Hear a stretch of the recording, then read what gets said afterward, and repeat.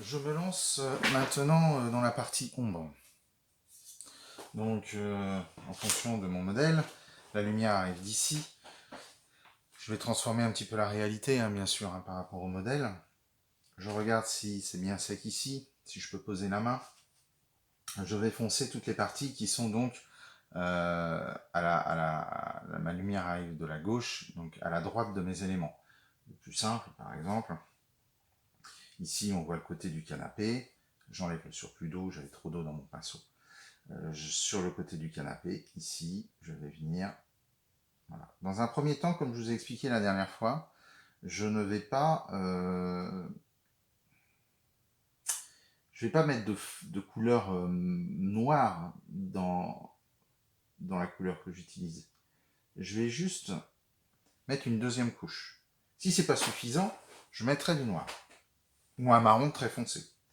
Par exemple ici, j'ai le canapé, il avance un petit peu. La couloir, pardon. Le canapé, il avance un petit peu, il avance par là, vous voyez. Donc il avance par là, donc ici c'est l'intérieur, enfin, c'est creux. J'ai donc une ombre, mais cette ombre-là ne me satisfait pas complètement, je la trouve trop nette. Je vais donc nettoyer mon pinceau, pas forcément dans de l'eau très très propre, c'est pas grave. Et je vais remettre ici, dans la partie qui est claire, de l'eau. Voilà, comme ceci. Alors vous allez voir, je vais vous montrer plusieurs méthodes. Et puis, je vais venir toucher le rebord. Comme j'ai de l'eau et de l'eau ici, de l'eau là, j'ai une petite ombre qui apparaît. Là, j'enlève le surplus coloré.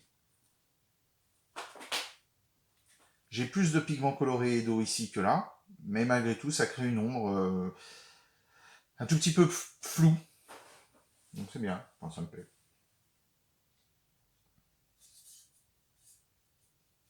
Et je vais regarder les endroits où je vais comme ça mettre un petit peu de... Alors là, je ne l'ai pas fait parce qu'ici, le cuir est assez net. Ouais, un petit peu plus net en tout cas. Bon, même chose ici. J'ai trop de peinture. J'enlève la peinture. Même chose ici. Et là, c'est le côté... C'est l'autre côté du canapé. Voilà. Ça ne m'empêchera pas de revenir faire d'autres types d'ombres après. Ou de renforcer les ombres en question.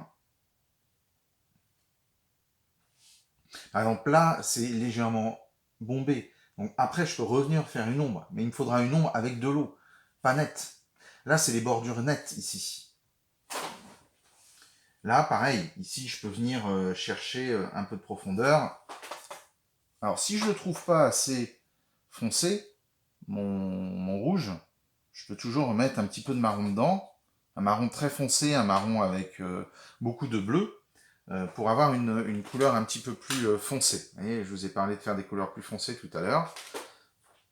Donc ici, je peux considérer qu'ici, on va avoir des ombres très puissantes à cause de l'oreiller.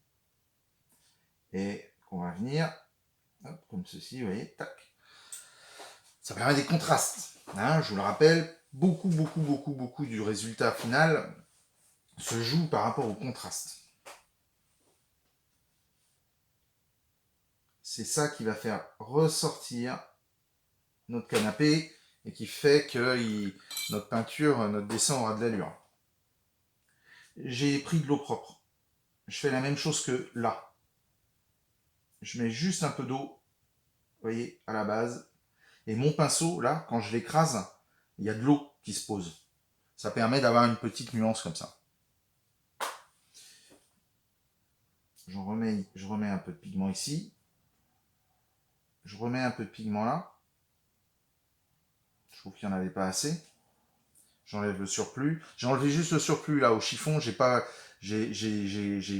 à moitié sec. À moitié. Voilà. Alors maintenant, je vais vous montrer comment ça va se passer par la suite.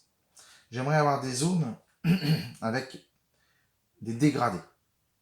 Je veux pas que ça soit net, d'accord? Donc je reprends de l'eau bien propre là pour le coup. Je pose mon eau. Alors tout est dans le dosage. Je pose mon eau de là à là.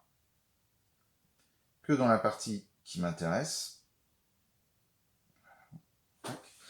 Je prends de la peinture que vous voyez pas, hein, tout ça c'est juste à côté dans ma palette, et je vais poser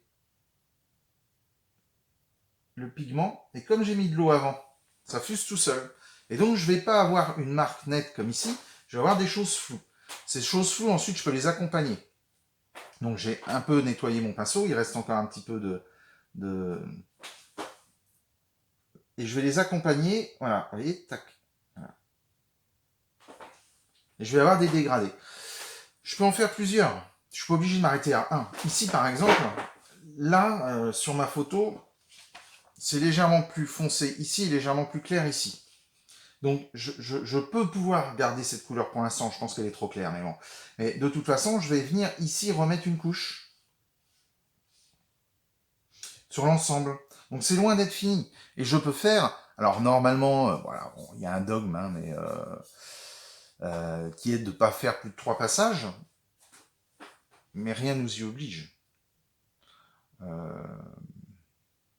Le dogme, il ne doit pas bloquer notre liberté. Là, par exemple, je reprends immédiatement, vous voyez, je trouve que c'est pas assez rouge par rapport au reste. Je reprends immédiatement ma couleur. Et puis finalement, je me dis, je vais faire l'ensemble. Allez, je vais faire l'ensemble. L'ensemble de ce qui est un tout petit peu trop clair là. Donc, je vais repasser, y compris sur les blancs. Alors là, je vais aller vite. Je vais aller très vite parce que ça va sécher, évidemment. Donc je garde quand même ma nuance, hein, les blancs sont toujours là, sauf que ces blancs-là, j'aimerais qu'ils soient quand même plus visibles. Donc là, j'ai mis une couche très fine, je parle fort parce que j'essaye d'aller vite, et donc je repasse, excusez-moi. Voilà, bon, on continuera plus tard.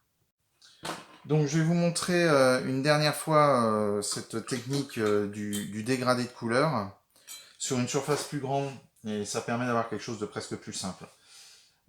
J'ai ici toute cette partie-là. Ici, là, il y a une ombre. Alors, c'est l'ombre de cette partie-là, ici, mais il y a aussi une légère ombre par là, dessous. Donc, je peux très bien mouiller l'ensemble. Vous voyez, ça fait pas beaucoup, ça fait pas bouger la peinture, hein, qui était déjà présente. Je vais faire cette zone-là aussi. Voilà, en fait, c'est ça. Donc, j'ai humidifié cette partie-là. Voilà. Je vais mettre de la peinture dans le pinceau que j'utilisais. Et je veux qu'il y ait une ombre là. Donc, comme j'ai humidifié très largement, vous avez vu. Et maintenant, c'est parti. Je prends ma respiration. Tac. Je sors de façon à ce qu'il n'y ait pas une pointe, une marque. Et là, ça fait très très naturel. Je suis pas encore dans les bonnes couleurs, hein. Je suis pas assez foncé, je suis plus rouge. Bon, après, je peux avoir envie d'avoir des couleurs légèrement différentes. Voilà. Ensuite, si j'ai envie de... Alors, donc là, c'est l'ombre de cette partie-là, qui est légèrement bombée. Je me dis que sur cette partie-là, c'est plus foncé que sur cette partie-là, on va vers la lumière. Donc peut-être aussi, je peux me faire un petit dégradé.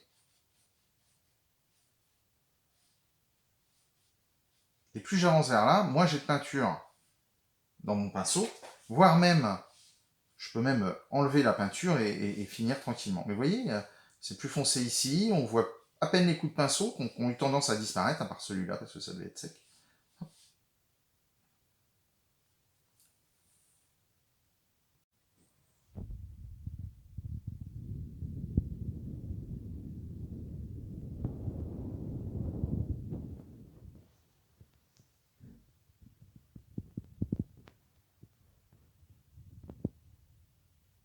Le canapé en détail. Le dessin du parquet, comme je vous l'avais expliqué. Le grain du papier, on voit très bien ici. Voilà.